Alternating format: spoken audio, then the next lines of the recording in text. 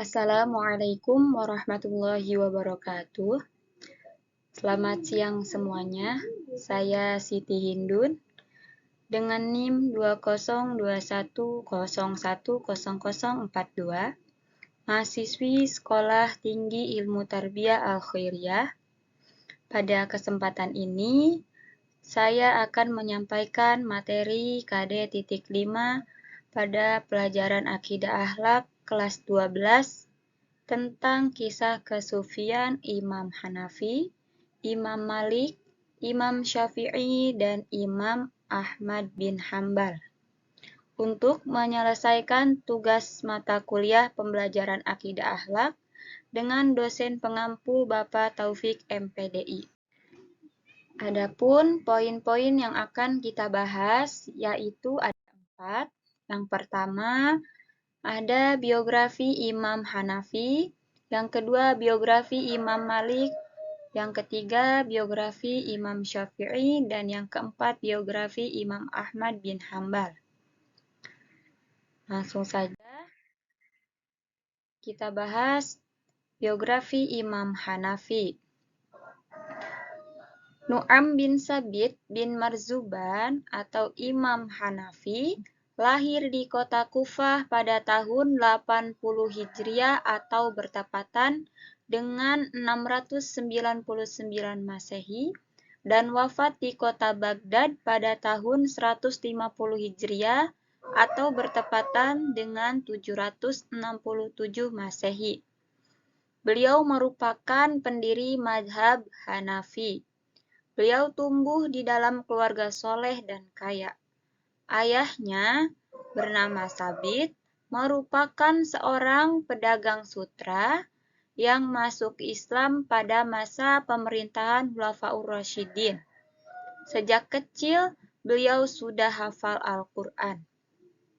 Pada awalnya, beliau menganggap bahwa beliau mulai belajar agama bukan tujuan utama, karena sebagian besar waktunya dihabiskan untuk berdagang di pasar. Namun, setelah bertemu dengan seorang ulama besar yang bernama Al-Syarbi, beliau mulai serius dalam belajar agama. Setelah itu, Imam Hanafi pun mengikuti Khalaqah Hammad bin Abu Sulaiman. Beliau belajar selama 18 tahun kepada Hammad sampai guru beliau wafat pada tahun 120 Hijriah. Imam Hanafi kemudian pergi ke Kufah menuju Mekah untuk menunaikan ibadah haji dan berziarah ke kota Madinah. Dalam perjalanan ini, beliau berguru kepada Atha bin Robah, ulama terbaik di kota Mekah dari generasi tabi'in. Imam Hanafi dikenal ulama yang terbuka. Beliau mau belajar dengan siapapun, dengan tokoh Mu'tazilah dan Syiah. Meskipun demikian, beliau tidak fanatik dengan pemikiran gurunya. Imam Hanafi tidak mau menerima bantuan pemerintah. Seluruh hidupnya ditanggung sendiri dan diperoleh dari hasil usaha dagangnya. Imam Hanafi hidup dalam 2 kekuasaan. Yang pertama yaitu pada kekuasaan Bani Umayyah selama 5 tahun dan 18 tahun pada masa kekuasaan Bani Abbasiyah. Saat Bani Umayyah maupun Bani Abbasiyah, beliau pernah ditawari jabatan sebagai hakim dan menolak tawaran tersebut. Hal tersebut membuat beliau dipenjara dan dicambuk berkali-kali hingga akhirnya beliau keluar dan wafat. Nah, kisah yang bisa kita teladani dari kisah Imam Hanafi yaitu yang pertama, beliau ini saling memuji dan berbaik sangka.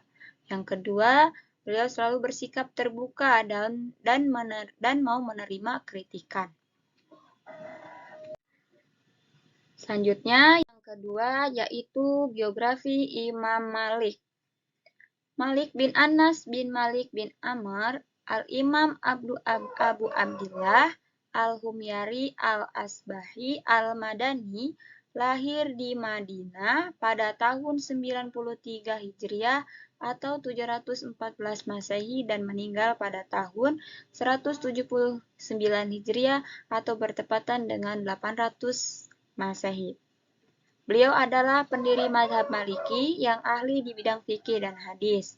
Beliau juga merupakan penyusun kitab Al-Muwatta yang menghabiskan waktu 40 tahun dan kitabnya telah diperlihatkan kepada 70 ahli fikih di Madinah. Anas, ayah beliau merupakan periwayat hadis, dan Malik bin Amr, kakek beliau adalah ulama dari kalangan tabi'in. Imam Malik memiliki pribadi yang tekun. Saat masih kecil, Imam Malik sudah hafal Al-Quran. Lalu beliau beralih menghafal hadis setelahnya. Beliau juga belajar ilmu fikih kepada Robi'ah bin Abdurrahman. Beliau belajar di Halaqah Abdurrahman bin Hurmuz selama 13 tahun tanpa diselingi belajar kepada guru lain. Beliau juga tidak pernah mengembara ke negeri lain untuk mencari ilmu. Beliau hanya mencukupkan belajar ilmu kepada tokoh dan ulama dari kalangan tabi'in di Madinah. Dengan ketekunan tersebut, menjadikan beliau pribadi yang berpengetahuan luas. Ulama seperti Imam Hanafi dan Imam Syafi'i pernah menimba ilmu dan belajar kepada beliau. Kisah yang dapat kita teladani dari Imam Malik ialah sikap tekun dalam belajar dan jujur dalam berkata dan bertindak seperti berani berkata tidak tahu kepada penanya apabila beliau tidak mengerti masalah yang ditanyakan. Kemudian yang ketiga yaitu biografi Imam Syafi'i. Abu Abdullah bin Idris al-Syafi'i atau Muhammad bin Idris al-Syafi'i atau Imam Syafi'i adalah seorang mufti besar Sunni Islam dan juga pendiri mazhab Syafi'i. Beliau lahir pada tahun 150 Hijriah di Gaza, Palestina.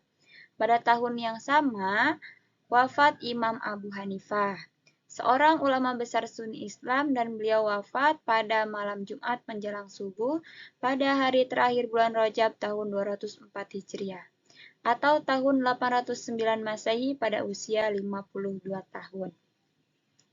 Ayah Imam Syafi'i meninggal setelah 2 tahun kelahirannya, lalu ibunya membawanya ke Mekah, tanah air nenek moyang. Perjalanan pendidikan di Mekah, beliau berguru kepada Muslim bin Khalid Az-Zanzi, Abdurrahman bin Abi Bakar Al-Mulaiki, Sa'id bin Salim, Fudail bin Al-Ayyadi, dan beberapa ulama lainnya pada bidang fikih. Saat usia 20 tahun, beliau pergi ke Madinah dan berguru kepada Imam Malik bin Anas pada bidang fikih. Ia mengaji kitab Muwatta kepada Imam Malik dan menghafalnya dalam 9 malam. Beliau sangat mengagumi Imam Malik di Madinah dan Imam Sufyan bin Uyainah di Mekah. Hal itu terjadi ketika beliau menjadi imam. Beliau pernah menyatakan, seandainya tidak ada Malik bin Anas dan Imam Sufyan bin Uyainah, niscaya akan hilanglah ilmu dari Hijaz. Selain kepada Imam Malik, beliau juga belajar kepada Abdul Aziz Ad-Darawardi. Setelah belajar di Madinah, beliau melanjutkan perjalanan ke Yaman dan belajar kepada Mutarrif bin Mazin, Hisham bin Yusuf Al-Qudli, dan banyak lagi yang lainnya. Kemudian beliau melanjutkan belajarnya kepada Muhammad bin Al-Hasan, seorang ahli fikih, Ismail bin Ulayyah, dan Abdul Wahab As-Saqafi di negeri Irak. Setelah itu, beliau bertemu dengan Ahmad bin Hambal di Mekah tahun 187 Hijriah dan di Baghdad tahun 195 Hijriah. Darinya, beliau menimba ilmu fikih, usul dan madhabnya, penjelasan nasikh dan mansukhnya. Di Baghdad, Imam Syafi'i menulis perkataan lainnya, yaitu di Baghdad, Imam Syafi'i menulis perkataan lamanya, yaitu yang disebut Qaul Qadim, dan di Mesir pada tahun 200 Hijriah, beliau menuliskan perkataan baru yang disebut Qaul Jadid. Kisah Imam Syafi'i yang perlu diteladani, yang pertama yaitu tidak sewenang-wenang meskipun kepada murid. Yang kedua, mendamaikan perselisihan. Yang terakhir yaitu ada biografi Imam Ahmad bin Hambal. Ahmad bin Muhammad bin Hambal bin Hilal atau Ahmad bin Hambal lahir di Baghdad pada bulan Rabiul Awal tahun 164 Hijriah. Saat masih kanak-kanak, Imam Ahmad bin Hambal telah ditinggal wafat oleh ayahnya yang gugur dalam pertempuran melawan Bizantium. Sedangkan kakeknya Hambal adalah seorang gubernur pada masa dinasti Umayyah. Imam Ahmad menghafal Al-Quran di usia belia dan mulai mengumpulkan hadis dan mendalami fikih sejak umur 15 tahun. Sampai umur 19 tahun, beliau mencari ilmu di Baghdad. Setelah belajar di Baghdad, beliau berkelana ke banyak daerah seperti Kufa, Basra, Mekah, Madinah, Yaman, dan Syam, guna berguru kepada ulama terkemuka setempat. Beliau pernah belajar kepada Abu Yusuf, salah satu murid Imam Abu Hanifah. Kemudian, Abdul Razak, salah satu generasi pemula penyusun kitab hadis, serta Imam Syafi'i. Ketika Imam Syafi'i tinggal di Baghdad, Imam Ahmad rajin mengikuti halakohnya. Kedalaman ilmu fikih dan hadis menjadikannya unggul di majelis Imam Syafi'i. Imam Ahmad juga berjumpa dengan Imam Syafi'i di dataran Hijaz dan Irak. Imam Syafi'i memuji sosok Imam Ahmad dengan mengatakan, "Aku keluar dari Irak dan tiada kutemui orang yang lebih mumpuni ilmunya dan zuhud dibandingkan Ahmad bin Hambal." Imam Ahmad bin Hambal baru menikah pada usia 40 tahun karena kecintaan dan kegigihannya beliau terhadap ilmu, dan Imam Ahmad baru mendirikan majlis di kota Baghdad setelah wafatnya Imam Syafi'i.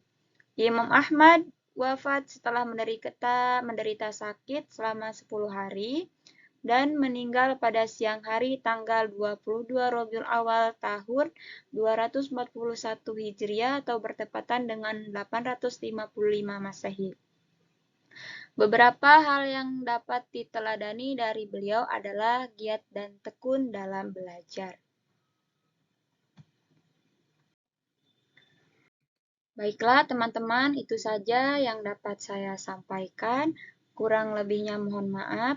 Assalamualaikum warahmatullahi wabarakatuh.